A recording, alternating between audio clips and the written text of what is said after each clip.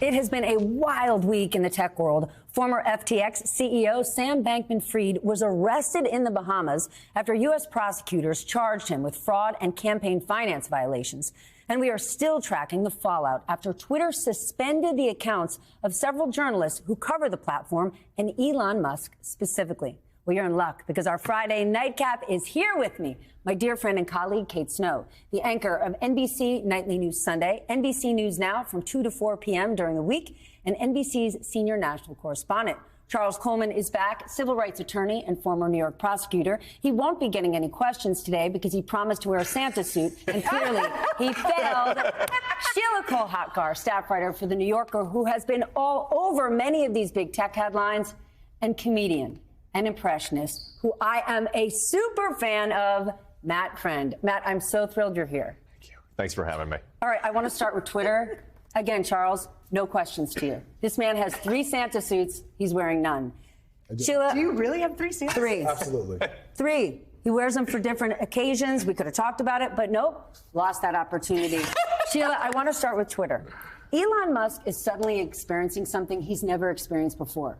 People dogging on him. Before he owned Twitter, he was one of the most beloved people on the platform, on the planet. Now he gets crushed day in and day out. The company is in complete chaos, and now he's suspending reporters who go after him. What is your take on this? Well, for starters, I think we're going to have a big theme tonight of men not listening to advice from their lawyers. And Elon is clearly one of those. And of course, it was entirely predictable from my point of view that he would turn into the people he was excoriating earlier. He said he was a free speech absolutist. He criticized the prior leadership of Twitter for taking down content that they ostensibly thought was harmful somehow to society or threatening. And now he's doing the exact same thing for a different reason, which is things that he just doesn't like, people he doesn't like, and content that he thinks is somehow harmful to himself. So he really should be listening a little more closely to some of his advisors. And my last thought about this is just that the people who should really be worried in this situation are Tesla investors. Right. I don't have the question, but I do think I have an answer. You know, I think one of the things about what's going on with Elon and even SBX, I know we haven't gotten there yet, SBF rather, is the notion of this great American con that has been ushered into by Donald Trump and spread widely among a number of people, and them sort of following in that footstep, rather failingly so. And what I mean by that is, with Elon Musk, as you said, there was this notion of, I want to protect free speech. That's the big thing. No, you didn't want to protect free speech. What you wanted to do was have your own platform to plant a flag in the middle of culture wars and then put your thumb on the scale for bigoted, discriminatory, and very, very harmful speech without having the checks in order to take care of being able to say the things that you're saying. And now it's coming back to bite him in the worst of ways because the con has been revealed, it's been long revealed, and Twitter is literally falling apart. But is it? On some level, is Elon Musk getting exactly what he wants? Because what's the biggest story on Twitter every day? Twitter. And have any of us really left the platform? No, that's what I was just going to say. I'm still on, here I am, I'm on Twitter. And you are too, right? And all day, and I'm posting clips from my show because there's not really anywhere else like it, too, right? I mean, as a journalist, when you want to share your material, you want to share a link, you want to share a video, you're going to go on Twitter instead. I mean, Instagram doesn't make sense for exactly the same reasons, you know? Like, you're not reaching the same people. So. Matt, for what you do you need Twitter? I fell in love with you on Instagram. But when we talk about, people can just leave Twitter, in certain industries, you might need it. You might want it. Well, I don't know if you guys know this, but according to Elon Musk, comedy is now legal on Twitter. Wait, do you do an Elon Musk? I got to work on Elon, but I can tell you, you called me a con man earlier, which was totally not cool. And I'll tell you what, to Elon and all of Stephanie's beautiful people watching, there is no con. And that's a disgusting thing to say. Okay, I'm ashamed of that. Back to myself. Amazing. I think, I'm 24 years old. I'm coming up through social media. So a lot of my career is being made TikTok, Snapchat, Reels, Twitter too. So I think it's very dangerous territory, especially as a comedian when someone is kind of just censoring what they don't want to hear. I don't like it personally. All right, I want to turn to SBF. Yeah. Sheila, you have been reporting on it. What is your latest take on this?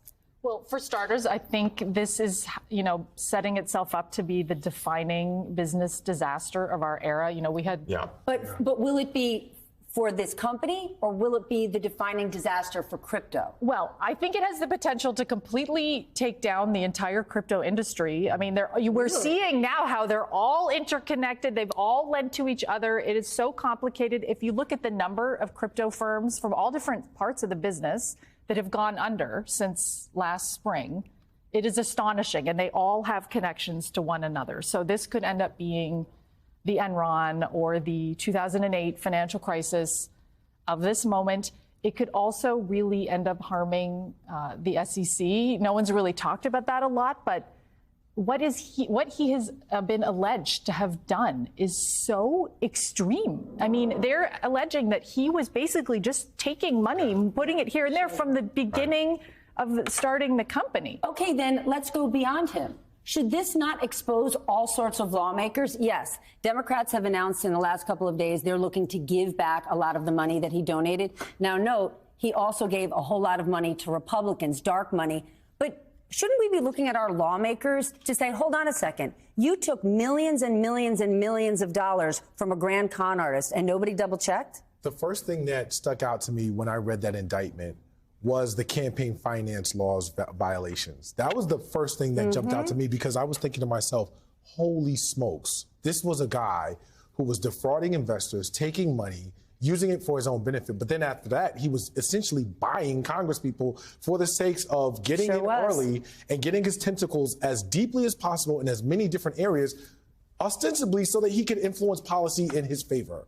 This is a really big deal. And for anyone who's concerned out there, you actually don't need to understand the ins and outs of cryptocurrency and all of that to understand what he did. It's actually very straightforward. I mean, the industry itself is still complicated in a number of different respects, and the average person may not know. But do not think for a moment that you have to be an expert in crypto to understand that what this guy did, as his new CEO said in front of Congress, was just flat out embezzlement. Yeah, I mean, defrauding investors, taking away people's life savings, horrible person, clearly. But he's also ruined men who want to wear shorts in public. Okay, but you actually And also, I don't know why studied. he's always kind of like shaking his leg aggressively under the table, and it's very creepy whenever he answers questions in interviews. It's kind of scary. He's kind of like, Okay, but then you're a trust this person guy, who right? studies, right? Yes. You study body language. course, You absolutely. study people's appearances. I can't get over the fact that this man presented himself the way he did and was able to raise tens of... Everybody in Silicon Valley presents No. That's every everybody's shaking their man. leg like That's this, every though. man. That's every man. Okay, let's be man, clear. you're right. I throw on a different lip gloss, and I assure you, half of Twitter is going to tell me tonight, what the hell, is she wearing a bathrobe? You get crushed. Crushed if you're a woman. This guy walks in looking like he hasn't taken a shower since '86, and people are like, can I hand you more money? You know, Stephanie, I talked about this. He, as a white, straight man, showing up the way that he does, had a presumption of propriety. And what I mean by that is people did not assume that there was anything nefarious. They assumed that it was on the up and up because why wouldn't it be? He's a white male. There's a level of privilege that is attached to what you just talked about that many of us sitting around this table do not enjoy, because very few of us could go to our networks of folks and just say, give me literally billions of dollars. And these numbers be false, the books be cooked, and us, especially because we're talking about investments that a lot of them who were making the investments didn't even understand. I don't understand it. I do not understand cryptocurrency. I mean, you know this. I'm not a business reporter. It's not my thing. But I understand everything you just said. Like when I watched the hearing the other day with the new CEO, it's clear as day. Like that's just straight. You don't do that. As you said, it's like a shell game, right? He was taking investors' money, putting it somewhere else, not being upfront. The record keeping was, what did the new CEO call it? Non-existent? Non-existent. They used QuickBooks for a multi-billion-dollar company. And who were their investors? So I Some of the understand that. biggest investors on Wall Street who get paid to do their due diligence. To me, do you not think any of these investors, people are going to go after them? I How mean, does a guy like it Dan is- Loeb, BlackRock, nobody It is, says... well, it's another example of which there have been many of how these very wealthy male investors love a young white boy wonder. Yeah. And they don't ask questions. It's happened over and over again. And this is just the most egregious example. And I would just to take Kate's point for a second about how you don't understand, that was the first hint that there was a big problem. When something is so hard to understand that you need a giant book of jargon and lingo to translate it, and you still don't understand it. Yeah, but that's even Bernie Madoff investors. For so many Bernie Madoff investors, like, I don't know how he did it. He just did it. No, actually, he didn't. And neither did Sam Bankman-Fried. The power of shorts. It is the power of shorts. It is the power of shorts. As a young white guy, it seems astonishingly easy to do this. That's what I've gathered from this conversation. Seems like I better start raising some money, folks. Tens of millions of dollars.